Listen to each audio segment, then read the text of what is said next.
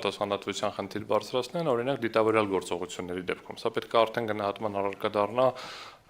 վերաքննիչով գործը կհաղթենք, հետո կսկսենք արդեն մնացածը քննարկենք, խնդրեմ։ Այսօր է։ Պարոն Ղազինյան, դուք նշեցիք 1500 ուշացման հայտերի վերաբերյալ, արդյոք դա նոր սպառող բաժանորդների մասին է, այս մասով տեղեկություններին է խոսքը դրանց է վերաբերվում եւ ինչով է պայմանավորված, եւ դուք էլ նշեցիք, որ հետցում մեկնարկել է նոր սպառող բաժանորդների վերաբերյալ վճարների 30-ից 40%-ով նվազեցման հարցը, ընդգծեցիք, որ դա ձեզ է դարձյալ ուղում, սրա վերաբերյալ ինչ կասեք, արդյոք այս իջեցումները արդյոք իրականությանը համապատասխանում է թե ոչ, եւ Նիկոլ Փաշինյանը ասել էր, որ գործընթացի ավարտի նկատի ունենալով հեծի պետականացմանը երկու սցենարով են առաջնորդվելու, կամ պետությունը կկառավարի հեծը, կամ էլ հավատարմագրային կառավարման կհանձնեն, ինչ է կարծում ի վերջո, որ տարբերակին իշխանությունը կանգառնի։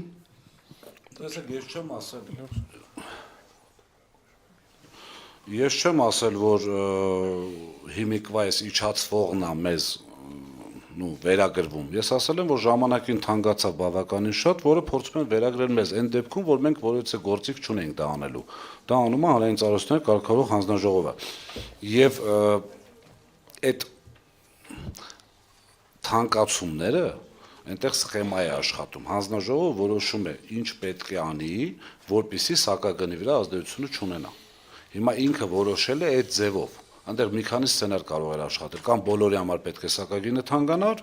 որտեղ էներգոհամակարգը ունի խնդիր բալանսային, ոչ հեծը, ընդհանուր էներգոհամակարգը։ Իսկ սակագինը կազմում է ընդհանուր էներգոհամակարգի բալանսի մինուս կամ պլյուսի արդյունքում։ Հիմա այս պարագայում որոշել են իջեցնել, դա իրենց կողմից, այսպես ասեմ, ընտրակաշառքի մի ձև է, ինչպես նաև թոշակներ, ինչպես նաև այլ բաները, որոնք կատարվում են։ Հիմա մեր նկատմամբ ռեպրեսիաներ են կատարվում, մարդկանց տանում են անհասկանալի ձևերով, ինչ որ ցուցմունքներ են փորձում կորզել, այլ պարագայում օրինական, չգիտեմ, թոշակներ են բարձրացնում, բնականաբար, այսպես ասեմ, ընտրությունից մի քանի ամիս առաջ։ Երկրորդը ժողովրդի կողմից, մեր կողմից վճարվար հարկերով կատարվող գործողությունները փորձում են վերագրել իրենց, փորձում են վերագրել որպես, չգիտեմ, լավ, այսպես ասած, լավ գործ իրենց կողմից, բնականաբար սիրելի ժողովուրդ, այդ ձեր գումարներն է եւ այդ ձեր գումարները բնականաբար ճիշտ չի օգտագործվում, մենք ամենօրյա ռեժիմով, չէ՞, պարգևավճարներից սկսած կոռուպցիոն բացահայտումներից մյուսին, Աստված գիտի,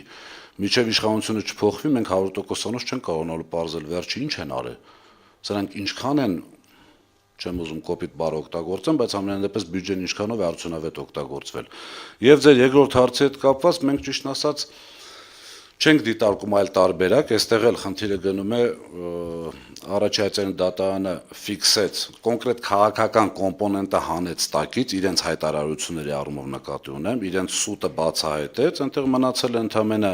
2 կետ վերջին հաշվով վերցած, որոնք մենք համոզված ենք, որ վերաքննիչ դատարանը միանշանակ դա էլ է բավարարելու, բայց իրենց ցանկությունը կարող եմ ասել ինչ է, իրենք հայտարարել են, չէ, միգուցե հեծը ունենա այնպիսի ֆինանսական խնդիրներ, որ գինը այնքան ցածր լինի, որ կառավարությունն էլ ձեռք կարողանա ձեռք բերի դա, առանց լրացուցիչ շրջվարկային պարտավորությունների։ Իրենք գնում են այս ճանապարհով, ուղղակի չեն հասցնելու մի քանի պատճառով։ Հիմա վերաքննիչ դատարանը իմ գործընկերը նշեց, շատ ներողություն, ուղղակի պարտավոր է սա շատ արագ քննել։ Մենք ճիշտ է խնդրում ենք քաղաքակրթությունից դրդված, բայց ամեն դեպքում պարտավորություն ունի ինչի համար, որովհետև հիմա պատկերացրեք իրավիճակ, վերաքննիչ դատարանը սկսում է քննությունը, նշանակում է, չգիտեմ, 26 թվականի հունվար, 27 թվականի հունվար կամ ամառ։ Այդ ժամանակա ընթացքում մայիսի 25-ը ավարտվում է, գնում է գերակաշահի ճանաչման փուլ ու գերակաշահը ճանաչում վաճառվում է ինչ-որ մի հատ X ընկերության։ Այս բանը չքննարկենք, դա թուրքական, ադրբեջանական է, թե ինչական է։ Այդ պարագայում վերաքննիչ դատարանի որոշումը դրական մեր օգտին ինչ է լինելու։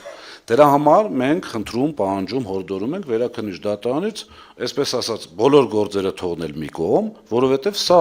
ոչ թե վերաբերում է Սամվել Կարապետյանին, ոչ թե, չգիտեմ, պետության իշխող փոքրիկ խմբակին, այլ վերաբերում է 3 միլիոն մարդու կենսական շահերին։ Նոր բաժանորդների ուշացումները նորից եմ կրկնում, կարող մի քիչ էս կոմեն կողմնի իմ ինֆորմացիայով 1500-ը իրենց ապիկալ ղեկավարմամբ։ Այսօր կորուստները իմ ինֆորմացիայով բավականին աճել են։ Իսկ կորուստի աճը անմիջական կապ ունի սակագնի հետ։ Կորուստների աճը փորձում են, նայեք, կորուստների աճը ինչ են ասում են դուք վատ եք աշխատել, հավելագրումներ եք արել, որ մենք եկել ենք մաքուր ենք աշխատում, սա իրականն է, սա կորուստը չի աճել։ Չեն կարողանում բերեն հիմնավորում, դատարանն էլ արդեն իր որոշումով ասեց մոտավորապես, որ մոտավորապես չի, ուղիղ ասեց չկան այդ հավելագրումները, դա սուտ է։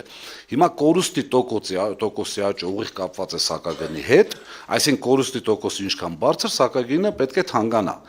Իրենք նորից կրկնում եմ, եթե մոռացել են մեր հայրենակիցները, դուք էլ նույնպես, նորից կրկնում եմ, ընտրություններից հետո սակագինը թանկանալու է, որովհետև այստեղ ծուղակներ են տակը դրած։ Պրիտոմ անցած անգամ, երբ որ ես հատարել եմ, կորուստի թիվը դրա մեջ չէր։ Ես ընդամենը այսքանի անգամ արդեն ասում եմ, ատոմակայանին այլ ֆինանսական եկամուտ 12 միլիարդ դրամ որտեղից եք դրել, որտեղից է ունենալու այդ 12 միլիարդը։ Իմ համոզմամբ 12 միլիարդը դրել են այդտեղ, բնականաբար ինչ որ այլ տարբերակներով, որպեսզի սակագինը չթանկանա, այսինքն նախընտրական տարի է։ Ինչ վերաբերում է նորից հետ գանք նոր միացման բաժանորդին, բնականաբար իրենց ապիկալությամբ չեն կարողանում, իրենք անգամ վախենում են անջատումներ կատարեն պլանային, իսկ պլանային անջատումները կատարվում է հիմնավերանորոգման եւ ընդհանրապես բոլոր դեպքերում պլանային նախորոք հայտարարված։ Հիմա իրանք դա չեն անում, որովհետեւ իրանք վթարների քանակը շատ է, եթե մի հատ էլ պլանայինները անեն, ընդհանրապես այդ աճը կլինի մեր հետ համեմատած։ Ես մի հատ փոքր ավելացում, հեծը դիմել էր սակագնի փոփոխության հետ կապված նվազեցման։ Գնահատեցին, ասին չէ կարիք չկա։ Հիմա գնահատեք, այսինքն սա առաջին դեպքը չի, երբ որ գործողությունն է տեղի ունենում, որ պետք է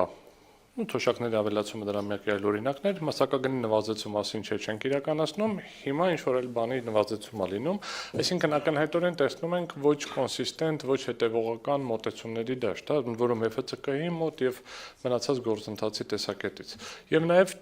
անկախ նրանից, որ հիմա կառավարումը ակնհայտորեն էապես ավելի վատական եղել է միջև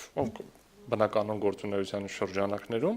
ու դա ունի մի հատ ի հավելումն ամեն ինչից, այդ կարողություններից, ունակություններից, մնացած ամեն ինչից ունի մի հատ շատ կարևոր հանգամանք։ Այս հարցն էլ է բողոքում նշվել։ Ոնց է ընտրվել ժամանակավոր կառավարիչը։ Սա շատ կարևոր խնդիր է, որովհետև եթե մենք դիտարկում ենք այն նոմինալ պատճառը, որ մենք համակարգային խնդիր ունենք, հեսա փլվում էր, հեսա էներգիա չենք ունենալու, ու ոնց որ տկեն դիմում, վարույթ հարուցել, ու մի մարզպետը նախորդ մարզպետին է նշանակում կառավարիչ, սա ինքնին արդեն խնդրահարույց է։ Երբ որ փորձում ենք հասկանանք լավ, ոնց որոշեց Ռոմանոս Պետրոսյանի տեխնայությունը։ Ոնց որոշեց։ Այդ մարդը միջև դրա նախորդ օրը աշխատում էր ՊՎՑ-ում։ ՊՎՑ-ից իր տամսի 17-ին անում են, 18-ին նշանակում։ Դեռ չի փայլել առավել։ Անկախ ամեն ինչից 17-ին ինքը աշխատում է դեռևս։ 15-ից վարույթը հարուցվում, ինչ որ միտեղից պետքա որոշվի։ Էներգետիկայի ոլորտում Հայաստանում ընդհանրապես մասնագետ չկար, էներգետիկայից հասկացող չկար, մեծ կազմակերպություն կառավարած մարդ չկար, կառավարման խնդություններ ունեցող կամ այդ տեխնոլոգիական ինչ որ զարգացման հետ կապված կառավարող չկար, պետքա գար ՊՎՑ-ի պետը նշանակվեր, ինչի, որովհետև ենթադրում էին, որ ՊՎՑ-ի պետը պետք է ապացույց գտնի, ապացույցների որակը տեսանք։ Այսինքն բոլոր ապացույցները, որը ՊՎՑ-ի պետն է գտել, պարզվեց, որ այդքան էլ ապացույց չեն։ Դատարանը բոլոր կետերը ուղղակի անվավեր ճանաչեց։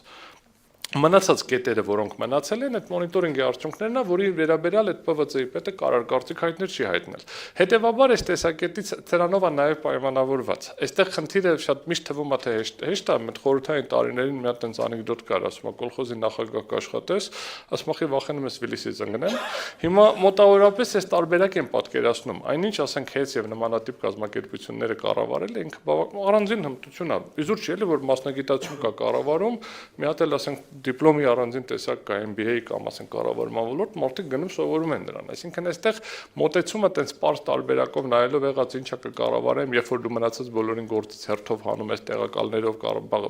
բանի պետերով, առաջանում են այդ խնդիրները, որոնք պիտի առաջանան։ Խնդրեմ։